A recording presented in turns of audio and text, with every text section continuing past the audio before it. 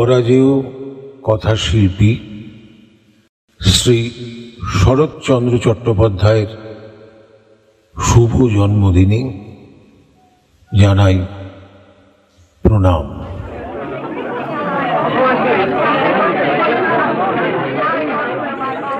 একটি সাহিত্য সভা শুরু হবে। মঞ্চে উপস্থিত অনেক জ্ঞানীগুণী ব্যক্তি।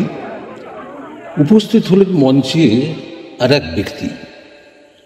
তাকে দেখে উপবিষ্টদের মধ্য থেকে এক সজ্জন ব্যক্তি বললেন, আচ্ছা, আপনি তো বিদূষক শরৎচন্দ্র পণ্ডিত, তাই না? হাত জোড় করে রসিক দাদা ঠাকুর বললেন, একদম ঠিক ধরেছেন শ্রদ্ধেয় দরদি কথাশিল্পী চরিত্রহীন শরৎচন্দ্র চট্টোপাধ্যায়। মঞ্চে হাস্যরোল উঠল। বড় মাপের বড় মনের মানুষদের আলাপচারিতা বোধহয় এইরকমই হয়ে থাকে।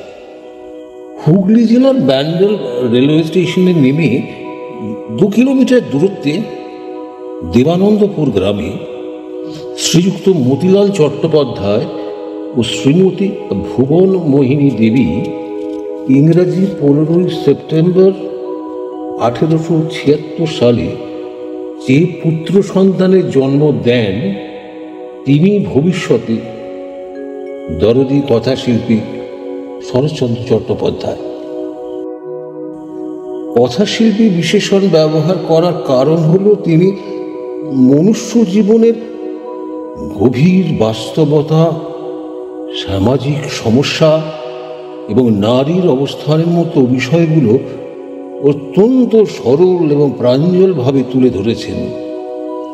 সমাজের অবহেলিত মানুষের কথা সর্বসমক্ষে লেখার মাধ্যমে তুলে ধরে তাঁদের জীবনকে মহিমান্বিত করেছেন,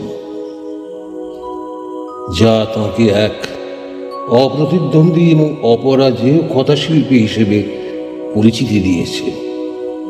পথের দাবি, পল্লী সমাজ, গৃহদাহ, দেবদাস, চরিত্রহীন পরিণীতা, অজস্র অজস্র লেখা তার কলম দিয়ে বেরিয়েছিল। হাওড়া জেলার দেউলটি রেলওয়ে স্টেশনে নেমে যেতে হয়। গ্রামের নামটি সামতাপিড়ে। রূপনারায়ণের কোলে সেখানে 62 বছর ছিল তার জীবন। তার মধ্যে শেষ 12 বছর আবাসস্থল ছিল ওই সামতাপিড়ে। আত্মজীবনীমূলক রচনা শ্রীকান্ত 4টি খণ্ডে প্রকাশিত হবার পর তাকে জনপ্রিয়তার শীর্ষে নিয়ে যায়। অনিলা দেবী, অপরাজিতা দেবী, শ্রী চট্টোপাধ্যায় ইত্যাদি নানান ছদ্মনামেও তিনি লিখতেন। অনেক ছোট গল্প লেখেন। তার মধ্যে অভাগী শরবতে একটা জায়গা পড়া শেষ হয়তো অনেকেরই ভাবতে ভাবতে চক্ষু অশ্রুসিক্ত হয়ে পড়ে। জায়গাটা হচ্ছে, সন্তানের নামকরণের সময় পিতামাতার মূঢ়তায় বিধাতা পুরুষ অন্তরিক্ষে থাকিয়া হাস্য করিয়ায় ক্ষান্ত হন না, তীব্র প্রতিবাদ করেন। তাহাদের সমস্ত জীবনটা তাহাদের নিজের নামগুলোকেই যেন ভাঙচাইয়া চলিতে থাকে। মা জন্ম দিয়াই মরিয়া গিয়েছিলেন, তাই বাবা রাগ করিয়া মেয়ের নাম দিয়েছিল অভাগী। রসিক বাঘ, এই রসিক বাঘের অন্য বাঘিনী ছিল। তাই বিবাহের পর স্ত্রী অভাগী ও সদ্যজাত পুত্রকে ফেলিয়া অন্য গ্রামে চলিয়া গিয়াছিল। অভাগী পুত্রের নাম রাখিল কাঙালিচরণ। শরৎবাবু লেখেন নাই, কিন্তু অভাগী স্বর্গ পড়িতে পড়িতে আমার যেন মনে হয় এই 2টি নামকরণের সময় অলক্ষ্যে বিধাতা পুরুষের চক্ষুদয় হয়তো বা জলে ভরিয়া গিয়াছিল। 3 দিনের একটা কাজ পেয়েছিলাম টেলিফিল্মে। আউটডোর, স্থান পজপজ গঙ্গার ধারে শ্মশান সংলগ্ন একটি মাঠে।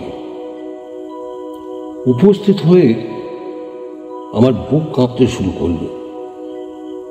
যার সঙ্গে বেশিরভাগটাই আমাকে অভিনয় করতে হবে তিনি হচ্ছেন প্রথিত যশা চলচ্চিত্র শিল্পী শ্রদ্ধেয় শ্রী নির্মল কুমার।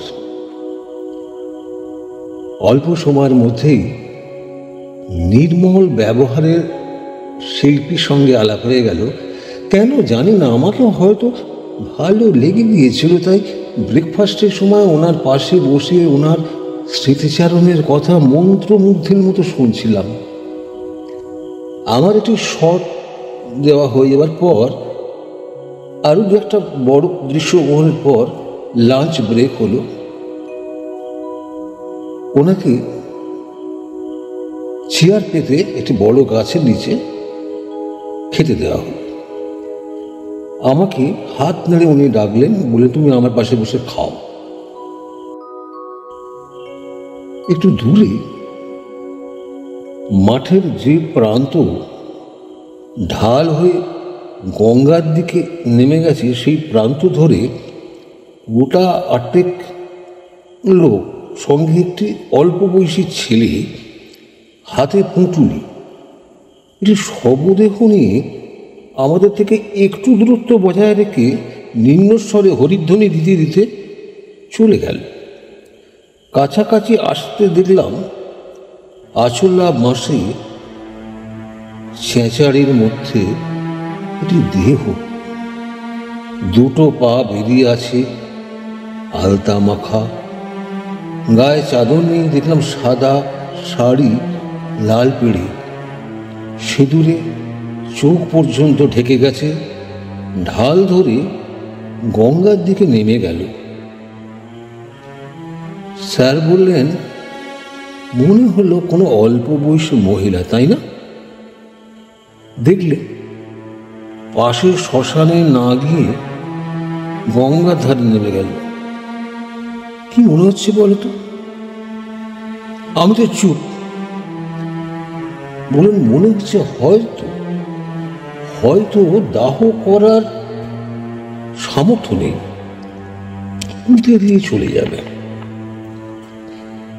মিনিট 40 হবে হয়তো। গঙ্গা ঢাল বেয়ে মাঠে ওরা উঠে আসছে। সঙ্গে সেই ছেলেটি মনে হলো এটি ঠেঁটো সস্তার মার্কিনের কাছা পরে, আর বারবার পেছন দিকে ফিরে তাকাচ্ছে।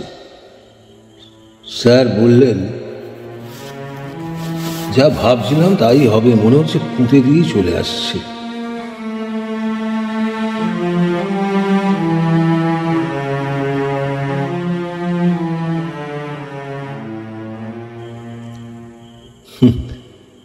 কতকাল আগের লেখা বলতো শরৎবাবুর অভাগী স্বর্গ, সেই ট্র্যাডিশন আজও চলেছে।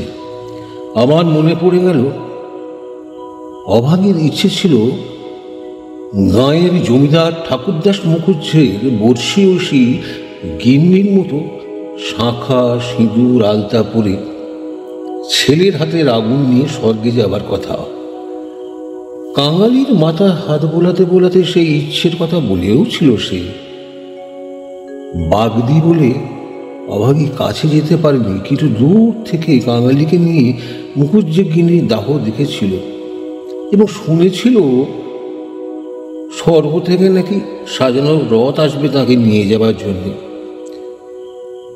ছেলেটি হয়তো বারবার পেছন দিকে তাকিয়ে দেখছিল সেই কল্পিত রথ আসে কিনা। গঙ্গার হাওয়ায় হঠাৎ একটা এলোমেলো ধোঁয়া কুণ্ডুলি পাখি উঠছে দেখলাম। হয়তো খড়ের মুড়ো দিয়ে মুখাগ্নি করা ধোঁয়া, ওটার ঠিক একটু আগে। আমার চোখ ঝাপসা হয়ে এলো। কল্পিত রথ নয়, যেন মনে হলো স্পষ্ট দেখলাম কথা শিল্পীর অবয়ব। সম্বিত ফিরে পেলাম প্রোডাকশন বয় ডাকে। আসুন, পরিচালক ডাকছেন, আলো পড়ে আসছে। মুখস্থ আছে তো? এনজি করবেন না, স্যারের কিন্তু অসুবিধা হবে।